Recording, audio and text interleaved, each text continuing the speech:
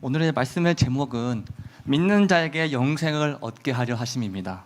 그런데 아무리 보이죠? 네, 부제가 있습니다. 영한 만남입니다. 어떤 영일까요? 추후에 공개하도록 하겠습니다. 네. 우리의 인생은 좋든 싫든 원하든 그렇지 않든 만남의 연속입니다. 여러분이 지금까지 기억에 남는 만남을 세워본다면 몇 개의 만남이 떠오르시나요? 저는 아이이기 때문에 많이 없습니다. 저는 고등학교 때 매일같이 농구와 PC방, 그리고 물론 공부와 예배를 함께 했던 그리운 녀석들이 떠오릅니다. 잘 지내냐? 자식들. 그런데 연락은 안 한다. 잘 지내라. 그리고 갓 자대에 배치되어 적응하던 불쌍한 신병의 때에 저에게 매일같이 일과 후 퇴근하는 버스 안에서 내가 꼽냐? 아니면 내가 아니 꼽냐? 뭐라고 대답하든 어차피 똑같은 겁니다. 로 거의 3개월간 저를 괴롭힌 경산의 김땡땡 놈과 왜 3개월뿐이었는지는 조금 있다가 바로 밝혀집니다. 그리고 뭐만 하면 자기 밑으로 제 위로 싫어요, 그렇죠? 다 불러 모아서 곤란해하는 저를 보며 낄낄 웃던 광주의 서땡땡 놈과 그리고 주말에 선임들과 자대 배치 후 처음으로 함께 농구를 하며 호감작을 하고 있었습니다. 그리고 거의 다 넘어왔다고 생각했습니다. 그런데 거의 끝나갈 무렵 한 선임이 쉰다며 농구 골대 바로 밑에 앉았는데 개념 없이 코트 안쪽으로 발을 뻗고 있었던 것입니다. 그것을 모르고 리바운드에 집중하며 높이 점프해서 공을 따고 내려오다 그만 그 발을 잘못 밟아 오른쪽 발목을 못쓰게 될 뻔하게 한 박땡땡이 떠오릅니다. 네, 맞습니다. 방금 위에 꼽냐 아니 꼽냐라고 괴롭힘을 3개월 동안만 당한 이유는 그 후 발목이 아작이 나서 대구 국군병원에 3개월간 입원하게 되었기 때문입니다. 또 있습니다. 마지막입니다.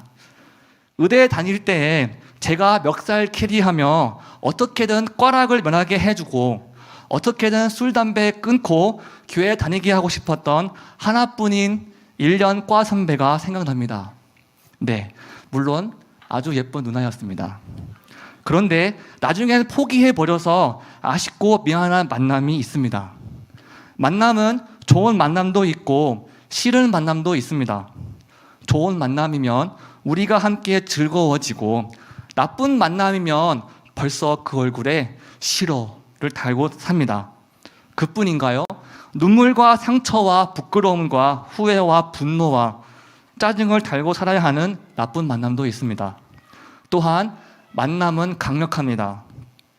선한 영향력을 끼치고 받아 내 삶이 더욱 더 의미 있고 유택해지고 행복하게 하는 만남도 있고 분명 신나는 일은 없는데 한 친구가 옆에서 웃고 있으면 우리도 모르게 웃고 있어요.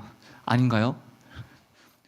나쁜 물에 물들어 내 삶의 상처와 아쉬움과 후회만 남게 하는 만남도 있습니다. 그리고 만남은 언제나 긴 만남도 있고 짧은 만남도 있습니다. 길어서 행복했던 만남도 있는 반면 길어서 혀를 깨물 뻔한 만남도 있었습니다. 짧은 만남이지만 아주 많이 아쉬웠던 만남도 있었고 짧아서 참 다행이었던 만남도 있었습니다. 그런데 뒤돌아보니 힘들어도 끝까지 인내하며 이어왔어야 하는 만남도 있었고 좋았어도 빨리 끝내고 깔끔하게 정리해야 하는 만남도 있었더라 이겁니다. 갑자기 나이 들어 보여요. 청년 여러분의 현재의 만남들은 다 안녕하십니까?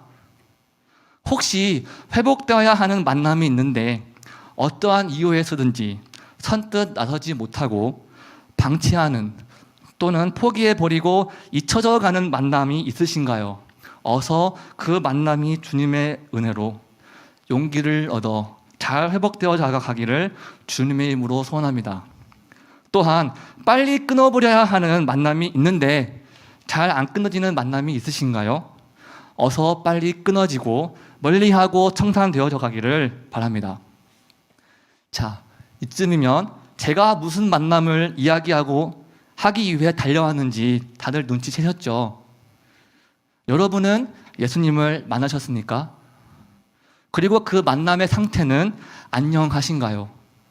이 시간 하나님께서 우리를 얼마나 사랑하시는지를 알아 만나고자 하시는 열심을 깨달아 하나님과의 만남을 더욱더 소중히 기쁘고 감사하는 시간 되기를 주님의 이름으로 소원합니다. 세상의 이치란 참으로 복잡한 것입니다. 뭔가 알 것 같다가도 조금 더 파고들면 모르겠는 게, 헤매이는 게 그렇습니다. 하지만 복음은 단순합니다. 예수님을 믿으면 구원받고 천국 간다.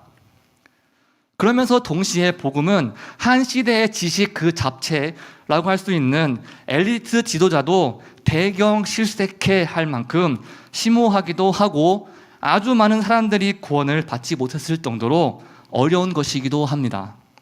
오늘 이 시간 우리가 모두가 복음으로 인하여 기뻐하고 감사하고 회복되어져 가고 힘을 얻고 소망을 품는 은혜로운 시간 되기를 바랍니다. 오늘의 말씀은 니고데모라고 하는 한 사람이 밤중에 예수님을 찾아온 것으로 시작합니다. 예수님을 찾아온 사람이 한둘이었겠어요? 얼마나 핫한 분이었는데요.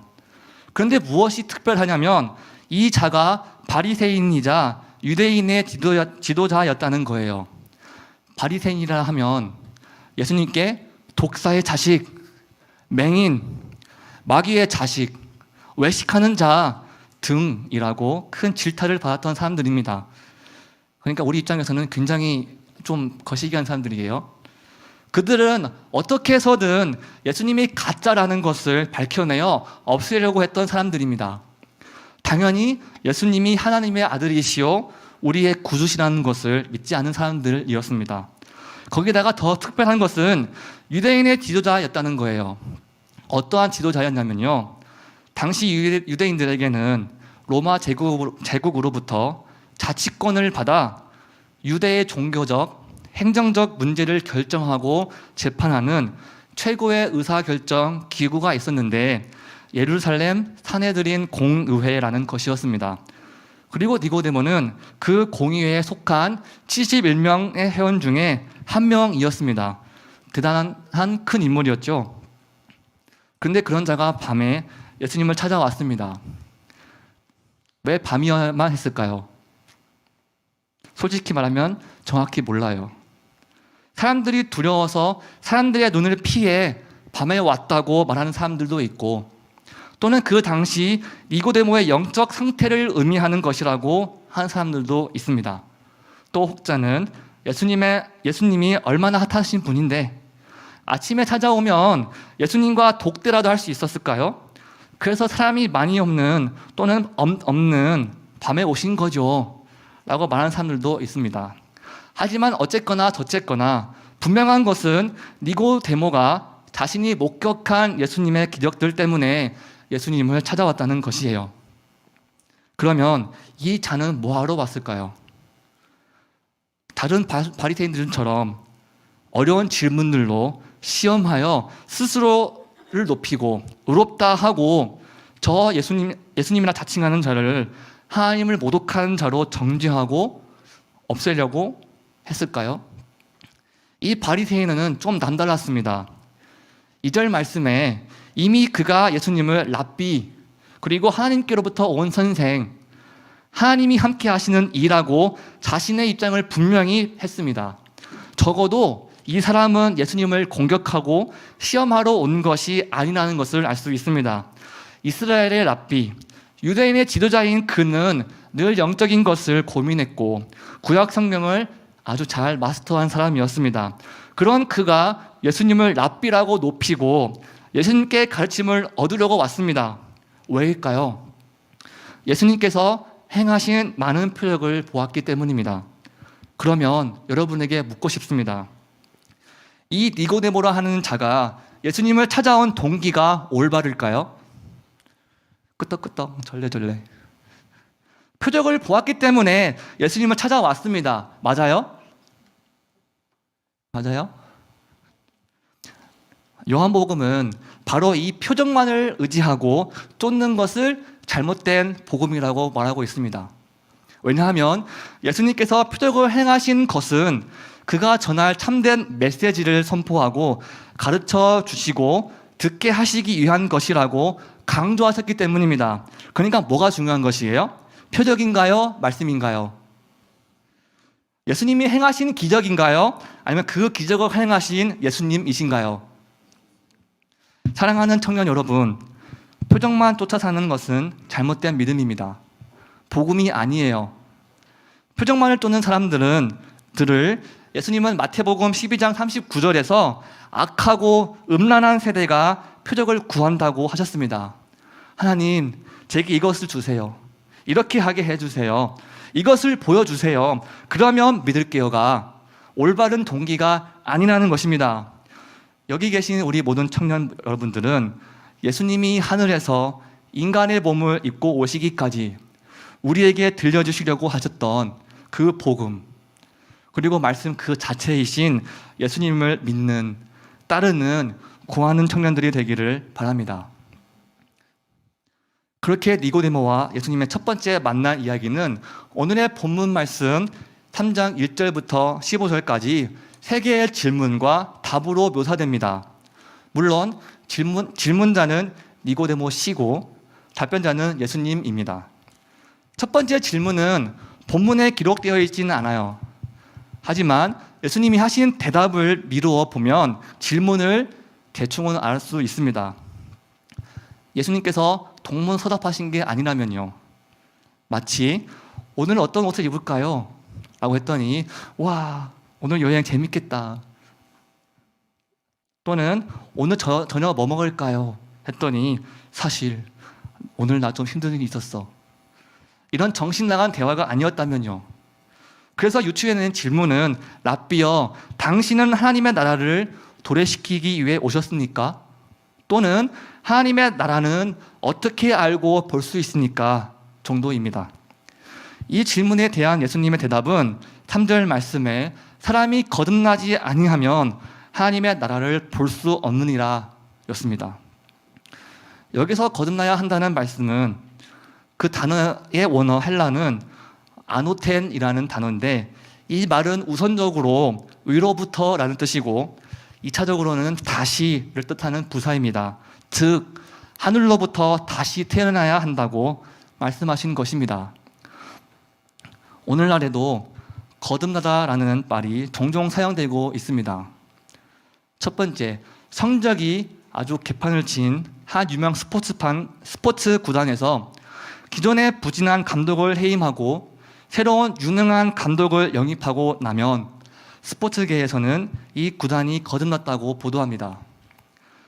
두 번째, 한 기업이 경영난으로 인해 당장 오늘 문 닫아도 이상하지 않는 위기에 허덕이고 있었는데 기존의 경영진들이 싹 물러나가고 새로운 최고 경영자를 영입한 후 사채를 발행하였더니 다시 주식의 가치가 올라가기 시작했어요.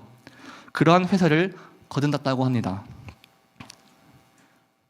예전 같으면 맞아 죽어도 번지점프 대회에서 발을 못 떼는 우주 슈퍼 대겁쟁이였는데 지금은 오히려 그거보다 더 무서운 윙수트, 스카이 다이빙을 하고 있다면 우리는 거듭났다고 말합니다. 이처럼 위로부터 다시 태어나다라는 말씀은 위에 계신 하나님께서 우리의 마음과 생각을 다 비우시고 하나님의 방법대로 완전히 새롭게 하시고 우리의 내면을, 가치관을, 목적을, 수고를, 기쁨과 행복의 이유를 완전히 하나님의 것으로, 하나님을 위한 것으로, 하나님을 향해 바꿔주신다는 것입니다. 그때야 비로소 하나님의 나라가 보인다는 거예요. 이것이 첫 번째 영한 만남입니다. 한자 잘 아시는 분 계신가요? 이게 무슨 영자인지 아세요? 숫자 0에 쓰입니다. 그러니까 새롭게 다시 하는 만남이라는 뜻입니다. 그런즉 누구든지 그리스도 안에 있으면 새로운 피조물이라. 이전 것은 지나갔으니 보라 새 것이 되었도다. 고린도후서 5장 16절 말씀입니다. 혹시 우리에게 지겹도록 지긋지긋하게 반복해서 계속해서 아무리 노력해 보아도 발악해 보아도 바뀌지 않고 내려놓지 못하고 깨지 못하고 바뀌지 않고 이겨내지 못하는 실패와 좌절과 불안과 불행의 굴레에서 허덕이고 계신 분 계신가요? 위로부터 다시 태어나는 은혜가 있기를 주님의 이름으로 소원합니다. 모든 것을 다 덮어주시고 새롭게 시작하게 하시는 예수님을 만나시기를 주님으로 소원합니다. 그러면 새롭게 하시는 하나님께서 상황이 아니라 그 상황들을 이겨낼 수 있고 그런 상황들 가운데서도 하나님을 믿고 인내하며 하나님을 기쁘시게 하고 영광 돌려드리게 되는 우리로 변화시켜 주실 줄 믿으시기를 바랍니다. 예수님의 거듭나야 한다는 말씀은 바로 두 번째 질문으로 이어집니다. 사람이 늙으면 어떻게 날 수 있사옵나이까? 두 번째 모태에 들어갔다가 날 수 있사옵나이까? 니고데모는 예수님께서 하신 거듭나다, 다시 태어나야 한다는 말씀을 물리적인 것으로 받아들이고 생각했기 때문에 나올 수 있는, 아니요, 당연히 나와야 하는 질문이에요. 그게 어떻게 가능하죠? 방금 나온 태아도 모태에 다시 집어넣었다 뺄 수도 없을 것 같은데 다 큰 사람, 늙은 사람이 모태에 어떻게 들어갑니까? 뭔가 예수님께서 표적을 많이 보여주신 분이시니까 어떻게든 하실 수 있을까? 그래도 그건 좀 그런데 에이 말도 안 돼. 그래야죠. 바보도 아닌데. 그래서 예수님은 위로부터 다시 태어난다, 거듭난다, 거듭나는 것이란 니고데모가 생각했던 그런 되지도 않는 생사람을 모태에 집어넣었다 다시 나오는 것이 아니라 5절 말씀에 물과 성령으로 위로부터 다시 태어나는 것이라고 가르쳐 주셨습니다. 그렇다면 물과 성령으로 태어난다는 의미가 무엇인가요? 이는 우리가 주 예수 그리스도를 우리의 구주로 믿을 때 성령님께서 공급하시는 중생을 의미합니다. 그렇게 말씀하시면서 육으로 난 것은 육이요 영으로 난 것은 영이니 거듭나야 한다는 말에 놀라지 말라고 하시는데요. 바울은 육신이란 표현을 성령의 도우심 없이 의를 이루기 위한 모든 노력 또는 믿지 않은 사람들을 일컬을 때 사용했습니다.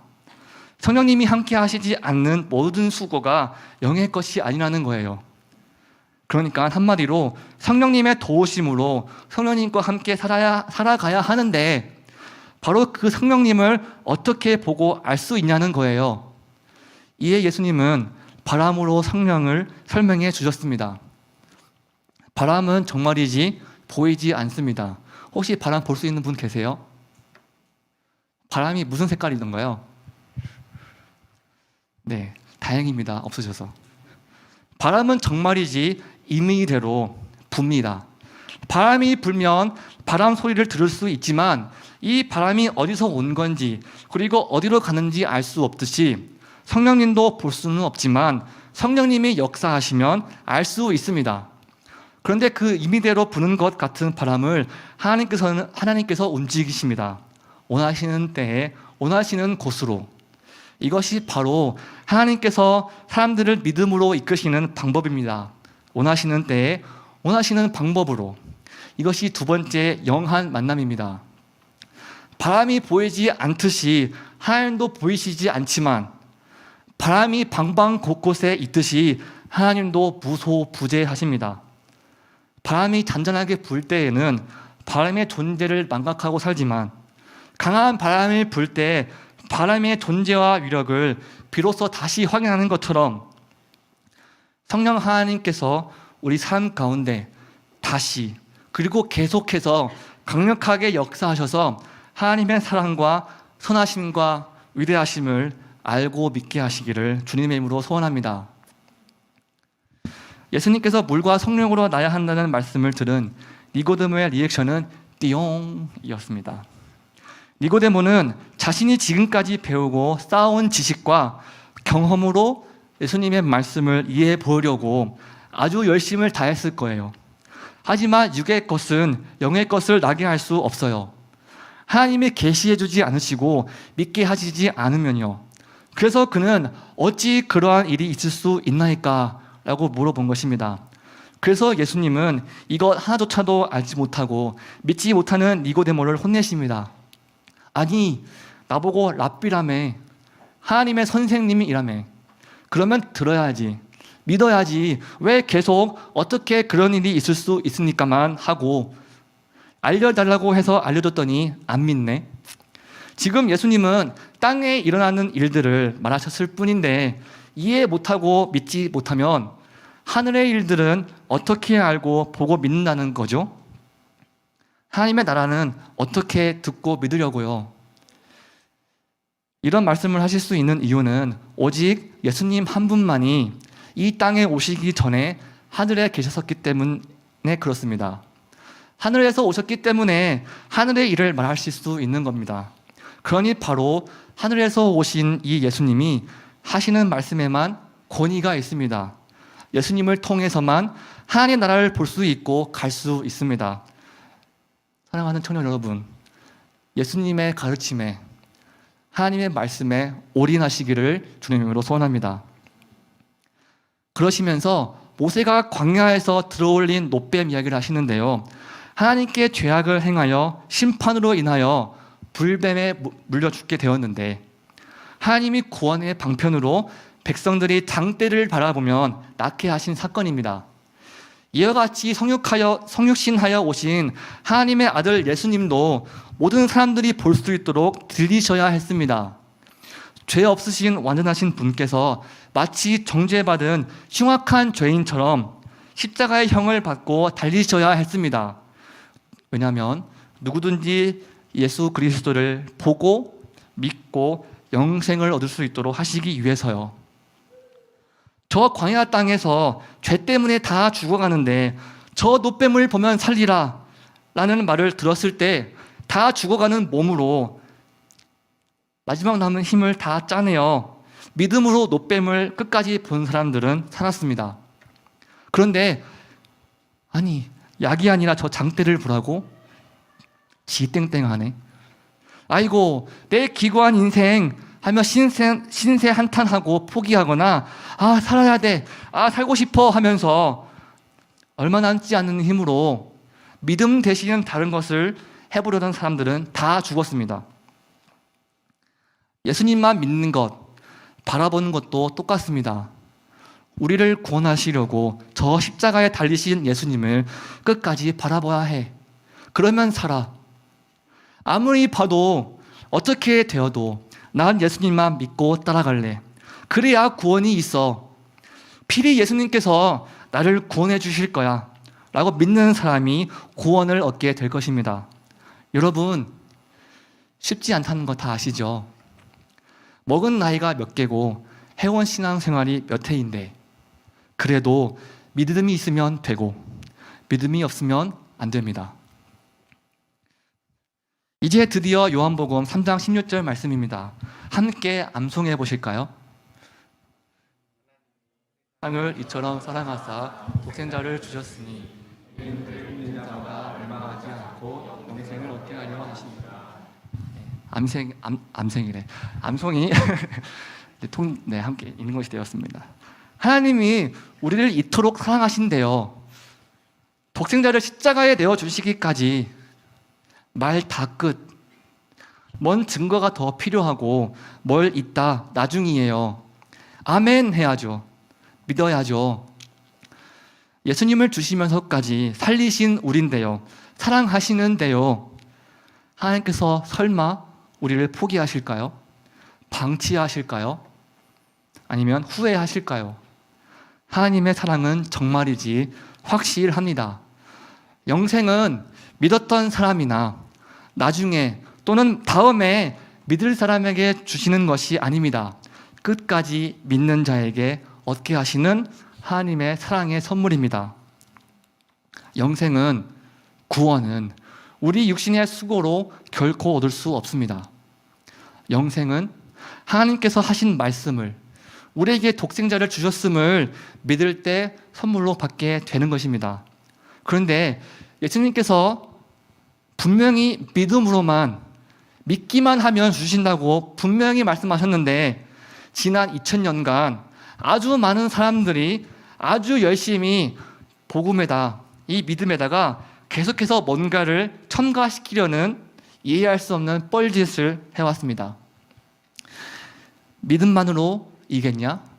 믿음으로만 되겠냐? 믿음이 밥 먹여주냐? 왜 그러는 걸까요?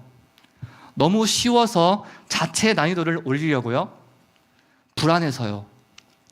교만해서 그렇고 믿음이 없어서 그렇습니다. 믿음이면 충분한데 믿음으로만 이어야 하는데 믿음이 없으니 그 빈자리를 다른 것으로 채우려고 하는 것입니다. 사랑하는 청년 여러분, 하나님께서 여러분을 독생자를 주실 정도로 틀림없이 사랑하십니다. 그리고 하나님께서 우리에게 요구하시는 단 하나, 언제나 항상 그리고 끝까지 믿음입니다. 그러면 하나님께서 필히 우리의 믿음을 보시고 영생을 얻게 하실 줄 믿으시기를 바랍니다. 이것이 세 번째 영한 만남입니다. 영원한 만남이죠.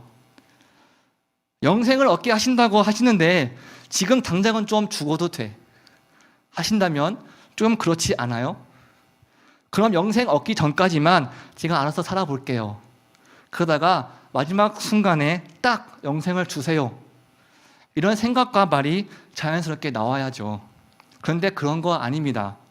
여러분, 하나님께서 주시는 구원은 얻게 하시겠다고 하시는 영생은 미래의 어느 한 시점 후 주님이 재림하실 때가 아니라 주 예수 그리스도를 우리의 유일하고 확실하신 구주라고 믿는 그 순간부터 영원까지입니다. 나중에 구원하시겠다가 아니라 지금부터 영원까지 필히 구원하실 것입니다. 그런 하나님을 잠깐 만났다가 헤어질 생각이신가요?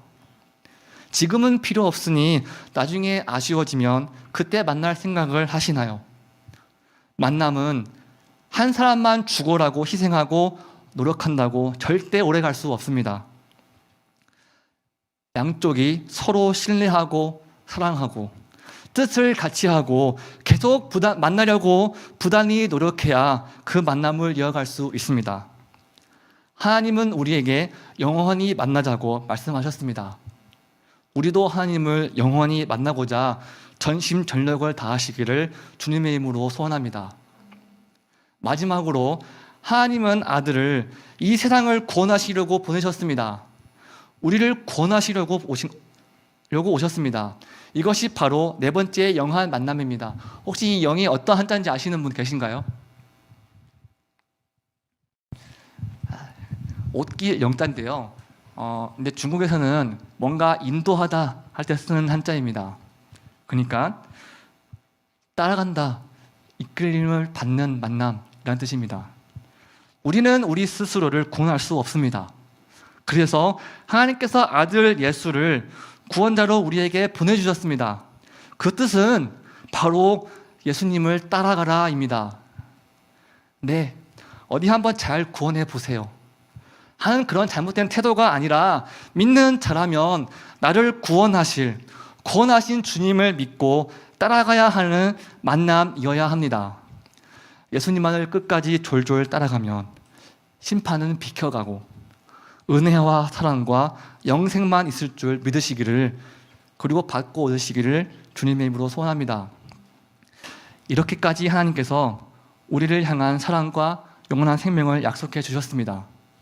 그런데도 예수님을 믿지 않는 자들이 있어요. 믿지 않는 것 자체가 심판을 받는 것이라고 말씀하십니다. 이는 그냥 내버려 두시겠다는 거예요.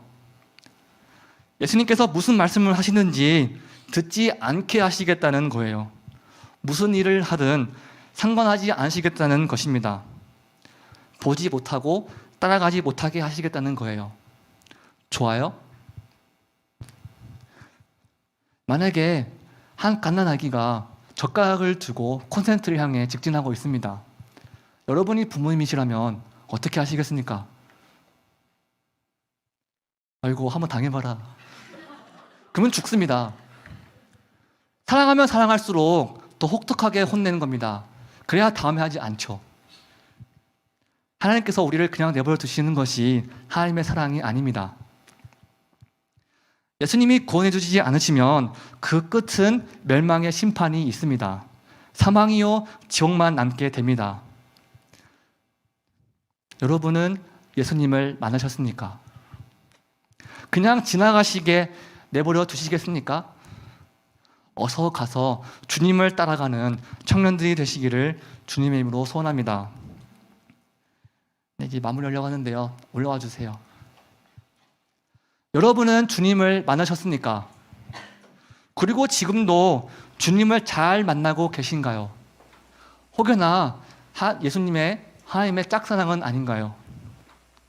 우리 예수님과의 만남은 참으로 기대할 게 많고 설레이는 만남입니다. 그리고 수고해야 할 것이 참 많은 만남입니다. 그래도 이 만남은 올인해야만 하는 만남입니다. 그래야만 하는 이유는, 그렇게 할 수 있는 이유는 하나님이 우리를 독생자를 내어주시기까지 사랑하셨기 때문입니다. 사랑하시기 때문입니다. 사랑하실 것이기 때문입니다. 하나님의 사랑을, 하나님의 아들 예수님을 믿음으로 꼭 영생 얻으시기를 주님의 이름으로 소원합니다.